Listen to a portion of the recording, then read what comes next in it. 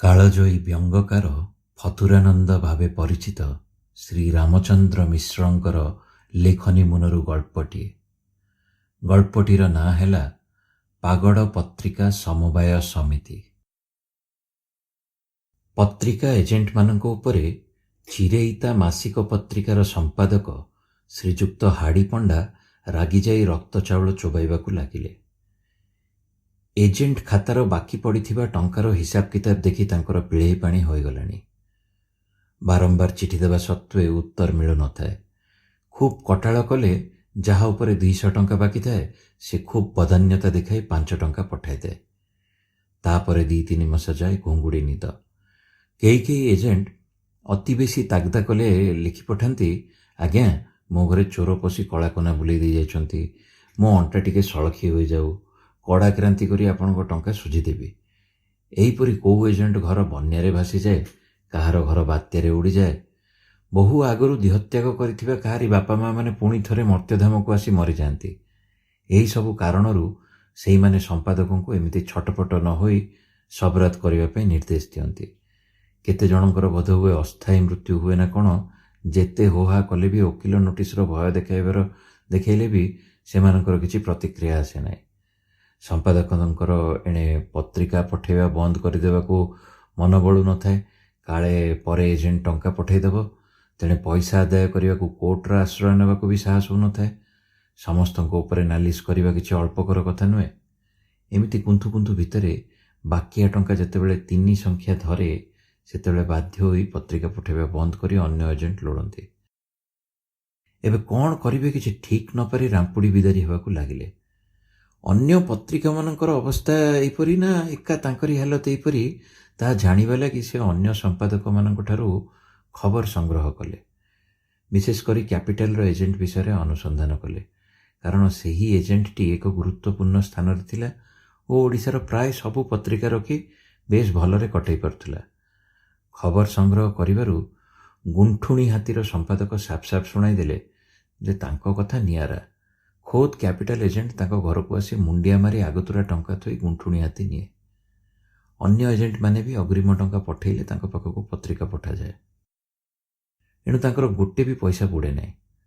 ତାଳଗଛ ପତ୍ରିକା ସମ୍ପାଦକ କହିଲେ ଯେ ତାଙ୍କ ପତ୍ରିକାର ଏଜେଣ୍ଟମାନେ ପତ୍ରିକା ପାଇବାର ସପ୍ତାହକ ଭିତରେ ଟଙ୍କା ମନି ଅର୍ଡ଼ର କରିଦିଅନ୍ତି।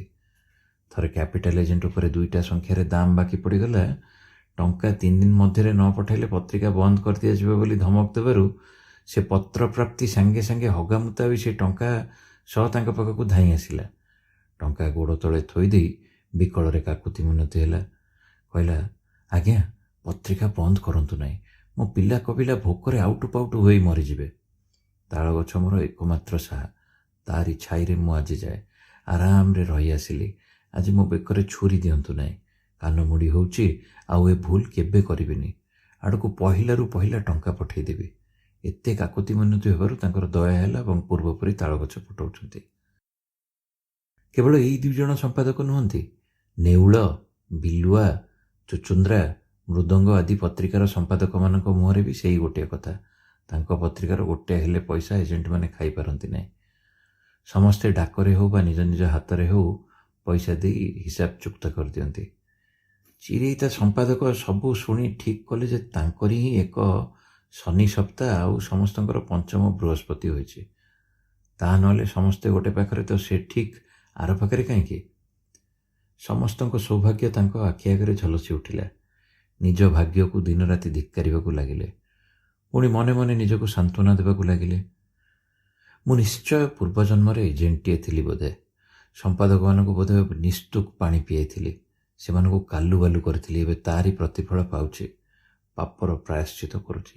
ଯାହା, ସେଗୁଡ଼ାକ ଭୋଗ ହେଇଯାଉ, ପାପଗୁଡ଼ା କଟିଯାଉ, ପାପ ସବୁ କଟିଗଲେ ପୁଣି ପୁଣ୍ୟ ଦେଖାହେବ। ଅନ୍ୟମାନଙ୍କ ପରି ମୋ ପାଖକୁ ମଧ୍ୟ ଏଜେଣ୍ଟମାନେ ଧାଇଁବେ ଏବଂ ଆଗତୁରା ପଇସା ଦେଇ ଚିରେଇତା ନେବେ। ମନକୁ ବୁଝେଇ ଦେବା ପରେ ତାଙ୍କର ପୁଣି ମନେ ହେଲା, ଭାଗ୍ୟ କେଉଁଦିନ ଲେଉଟିବ ତାହା ଜଣାପଡ଼ିବ କେମିତି? ପୂର୍ବର ପାପ କେଉଁଦିନ ସରିବ ତା କିଏ କହିବ? ବହୁତ ଭାବିଚିନ୍ତି ଶେଷରେ ସେ ସ୍ଥିର କଲେ ଯେ ପାପ ଯେଉଁଦିନ ସରୁଛି ସରୁ, ଭାଗ୍ୟ ଯେଉଁଦିନ ଫିଟୁଛି ଫିଟୁ, କିନ୍ତୁ ଷ୍ଟୋରରେ ଚେଷ୍ଟାରେ କିଛି ଖଇଚା କରିବେନି। ଏଜେଣ୍ଟମାନଙ୍କ ପାଖକୁ ଖାଲି ଚିଠି ଦେବାରୁ ସିନା ସେମାନେ ଚୁପ୍ ହୋଇ ରହିଯାଉଛନ୍ତି, ନିଜେ ଗଲେ ଆଉ ସାମ୍ନାସାମ୍ନି ତାଗଦା କଲେ ସେମାନେ ଯିବେ କୁଆଡ଼େ? 10 ଜାଗାରେ 5 ତ ଅବଶ୍ୟ ମିଳିବ। ଆଉ ସମସ୍ତଙ୍କ ପାଖକୁ ଏଜେଣ୍ଟମାନେ ଯାଉଛନ୍ତି, ସେ ଏବେ ଏଜେଣ୍ଟମାନଙ୍କ ପାଖକୁ ଯିବେ। ଏଜେଣ୍ଟମାନଙ୍କର ନିଶ୍ଚୟ ନୂଆ ଅନୁଭୂତି ହେବ। ସେମାନଙ୍କ ମନରେ ହୁଏତ ଗୋଟେ ଧାରଣା ହୋଇପାରେ ଯେ ସେମାନେ ସମ୍ପାଦକମାନଙ୍କ ପାଖକୁ ଦୌଡ଼ି ଗୋଡ଼ରୁ ପାଣି ମାରୁଥିବା ବେଳେ ଜଣେ ସମ୍ପାଦକ ତାଙ୍କ ପାଖକୁ ଦୌଡ଼ିଲାଣି। ତେଣୁ ପତ୍ରିକା ଦାମଟା ଚଟାପଟ ଦେଇଦେବା ଦରକାର। ଏପରି ହେଲେ ଟଙ୍କା ନିଶ୍ଚୟ ମିଳିବ। ଏତେ ଭଲ ବୁଦ୍ଧିଟା ଏ ମୁଣ୍ଡକୁ କିଆଁ ଆଗରୁ ପଇଠୁ ନଥିଲା, ତାହା ଭାବି ଚିରେଇତା ସମ୍ପାଦକ ମୁହଁକୁ ଚିରେଇତା ଚୋବେଇଲା ପରି କଲେ। ତହିଁ ଆର ଦିନ ସକାଳୁ ବସ୍ରେ କ୍ୟାପିଟାଲ ଗଲେ। ବସ୍ରେ ଉଠି ଦେଖିଲେ ତହିଁରେ ନେଉଳ ସମ୍ପାଦକ ଆଗରୁ ବସିଛନ୍ତି। ତାଙ୍କୁ ଦେଖି ମୃଦୁ ହସ ସହ ପଚାରିଲେ, କି ଆଜ୍ଞା, ଆପଣ କୁଆଡ଼େ? ବନ୍ଧୁ ଘରକୁ ଯାଉଛି ମ, ତାଙ୍କ ପୁଅ 21। ଆଉ ଆପଣ? ଚିରେଇତା ମନେ ମନେ ଠିକ୍ କରିନେଲେ ଏଜେଣ୍ଟଙ୍କ ପାଖକୁ ଧାଇଁବା ଭଳି ଖରାପ କଥାଟା ପ୍ରଘଟ କରିଦେବା ବିଜ୍ଞତାର କାମ ହେବନି। ମନ କଥା ମନରେ ଚାପି ଉତ୍ତର ଦେଲେ, ହଁ ମୁଁ ବି ନିମିତା ଖାଇଯାଉଛି। ମୋ ମାଉସୀ ପୁଅ ଭାଇ ତା ପୁଅ 21 କରିନଥିଲା, ଏବେ ଜନ୍ମଦିନ କରୁଛି। ଖବର ଦେଇଥିଲା ନ ଗଲେ ନ ଚଳେ। ଆଉ ଗୋଟିଏ ଷ୍ଟାଣ୍ଡରୁ ବିଲୁଆ ସମ୍ପାଦକ ଉଠିଲେ। ତାଙ୍କ କଥାରୁ ଜଣାପଡ଼ିଲା ସେ ଲିଙ୍ଗରାଜ ଦର୍ଶନକୁ ଯାଉଛନ୍ତି। କିଛି ସମୟ ପରେ ଚୁଚୁନ୍ଦ୍ରା ଓ ତାପରେ ମୃଦଙ୍ଗ ବି ଉଠିଲେ। ତାଙ୍କଠୁ ଜଣାଗଲା ଯେ ଜଣେ ସଚିବାଳୟ ଆଉ ଜଣେ ବିଧାନସଭା ସଭ୍ୟଙ୍କ ଘରକୁ ଯାଉଛନ୍ତି। ବସ୍ଷ୍ଟାଣ୍ଡ ପୂର୍ବରୁ ଚିରେଇତାଙ୍କ ଛଡ଼ା ଅନ୍ୟମାନେ ଖପ୍ ଖାପ୍ ଓହ୍ଲେଇ ପଡ଼ିଲେ। ଚିରେଇତା ସମ୍ପାଦକ ଷ୍ଟାଣ୍ଡରେ ଓହ୍ଲେଇ ଚାରିଆଡ଼କୁ ଆଖି ବୁଲେଇ ନେଲେ। ଦେଖିଲେ ନେଉଳ, ବିଲୁଆ, ଚୁଚୁନ୍ଦ୍ରା, ମୃଦଙ୍ଗ କେହି କୁଆଡ଼େ ନାହାନ୍ତି। ଏଜେଣ୍ଟ ନା ଓ ଷ୍ଟଲ୍ର ପଚାରି ସେ ଠିକଣା ସ୍ଥାନରେ ଯାଇ ପହଞ୍ଚିଲେ।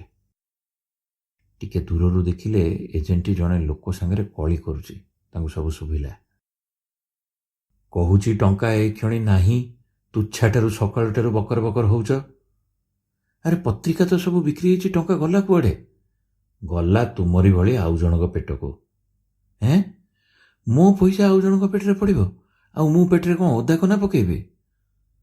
ତମ ପେଟରେ ସେମିତି ଆଉ କାହାର ଟଙ୍କା କେବେ ପଶି ନଥିବ କି? ହଉ ହଉ, ତମ ଭଦ୍ରପଣିଆ ଜଣାଗଲା, ମୁଁ ଟଙ୍କା ନେଇ ଯିବି। ଏମିତିଆ ଏଜେଣ୍ଟ ମୋର ଲୋଡ଼ା ନାହିଁ। ହଉ, କେମିତି ନେଉଛ ନିଅ। ଏମିତିଆ ରାଣ୍ଡ ଧମକାଣର ଢେର ଦେଖିଛି ମୁଁ। ମୋର ବି ଏମିତିଆ ପତ୍ରିକା ଦରକାର ନାହିଁ। ଏଜେଣ୍ଟଟା ତାଙ୍କରି ଭଳିଆ ଏକ ପତ୍ରିକା ମାଲିକଙ୍କୁ ରୁକ୍ଷ ବ୍ୟବହାର ଦେଖାଉଥିବାର ଦେଖି ଚିରେଇତା କ୍ରୁଦ୍ଧ ହୋଇ ଆଗେଇଲେ। ଏଜେଣ୍ଟ ବ୍ୟବହାରର ପ୍ରତିବାଦ କରୁ କରୁ ମୁଣ୍ଡ ବୁଲାଇ ଦେଖନ୍ତି ତ ଏଜେଣ୍ଟ ସାଙ୍ଗେ କଳହରେ ବ୍ୟାପୃତ ଲୋକଟି ଖୋଦ୍ ତାଳ ଗଛର ସମ୍ପାଦକ। ତାଙ୍କ ମୁଣ୍ଡ ଗୋଳମାଳ ହେଇଗଲା, ପାଟି ଖନି ବାଜିଗଲା। କେଇଦିନ ତଳେ ସେ ତାଙ୍କଠୁ ଶୁଣିଥିଲେ କ'ଣ, ଏବେ ଆଖିରେ ଦେଖୁଛନ୍ତି କ'ଣ? ଏମିତିଆ ଏକ ଉଦ୍ଧତ ଏଜେଣ୍ଟକୁ ସେ କହିବେ କ'ଣ? ଏଜେଣ୍ଟ ସାଙ୍ଗେ ନିଜ ଟଙ୍କା ବିଷୟ କଥାବାର୍ତ୍ତା ହୋଇ ପଛକୁ ଚାହାନ୍ତି ତ ତାଳଗଛ ଅନ୍ତର୍ଧାନ।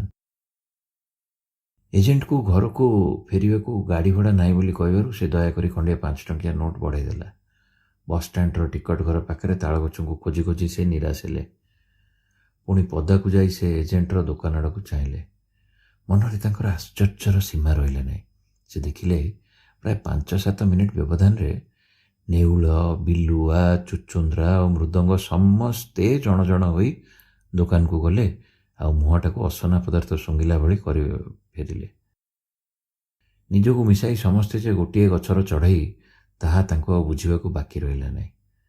ଘରକୁ ଫେରି ସେ ଏହାର ପ୍ରତିକାର କରିବାକୁ ମନେ ମନେ ସ୍ଥିର କଲେ। ଆଗରେ ଥିବା ରବିବାର ଦିନ ସମସ୍ତେ ଯେପରି ତାଙ୍କରି ଅଫିସରେ ରୁଣ୍ଡ ହୁଅନ୍ତି ତାର ବ୍ୟବସ୍ଥା କଲେ। ଠିକଣା ଦିନରେ ବି ସମସ୍ତେ ରୁଣ୍ଡ ହେଲେ।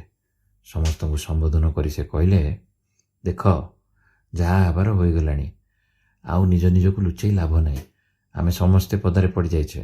ଏଜେଣ୍ଟମାନେ ଆମର ଦୟନୀୟ ଅବସ୍ଥା ଜାଣିପାରି ବେଶ୍ ଠିଆ ଚିତା କାଟୁଛନ୍ତି। ଆମର ପତ୍ରିକା ସବୁ ବିକ୍ରି ହେଉଛି, ଲୋକେ କିଣି ପଢ଼ୁଛନ୍ତି। ମଝିରେ ଏଜେଣ୍ଟମାନେ କଳାକନା ବୁଲେଇ ଦେଉଛନ୍ତି। ଆମର ସବୁ ଉଦ୍ୟମ ପଣ୍ଡ ହେଉଛି। ଏମିତି ଲାଗି ରହିଲେ ପତ୍ରିକା ସବୁ କେଇଦିନ ବଞ୍ଚିବ? ମୁଁ ଯାହା ଦେଖୁଛି ଏ ଏଜେଣ୍ଟମାନଙ୍କୁ ବିଲକୁଲ ଛାଡ଼ିଦେବାକୁ ହେବ। ତାଳଗଛ ପଚାରିଲେ, ଆରେ ତାହେଲେ ବିକିବ କିଏ? ପତ୍ରିକା ସବୁ କ'ଣ ବନ୍ଦ କରିଦେବା? ବନ୍ଦ କରିବା କାହିଁକି? ଆମର ନିଜର ଦରମା ଦିଆ ଏଜେଣ୍ଟ ରଖିବା।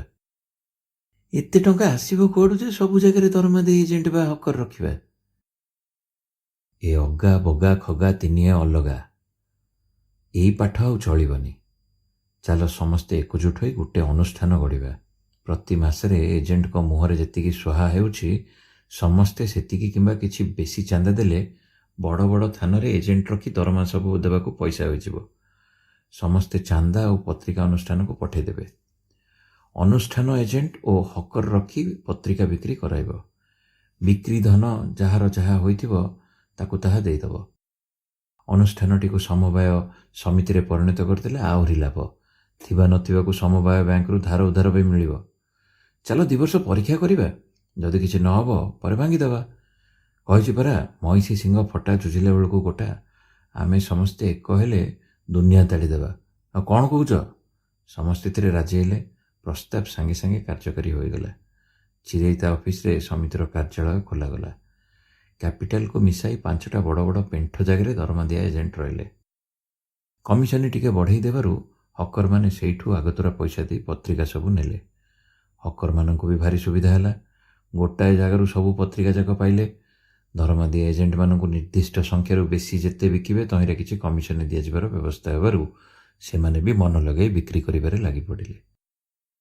ଏଣେ ସମ୍ପାଦକମାନଙ୍କୁ ପତ୍ରିକା ବିକ୍ରି ଓ ତା'ର ମୂଲ୍ୟପ୍ରାପ୍ତି ବିଷୟରେ ମୁଣ୍ଡ ଖେଳିବାକୁ ନ ପଡ଼ିବାରୁ ସେମାନେ ପତ୍ରିକାର ଉନ୍ନୟନରେ ମନ ଦେଲେ।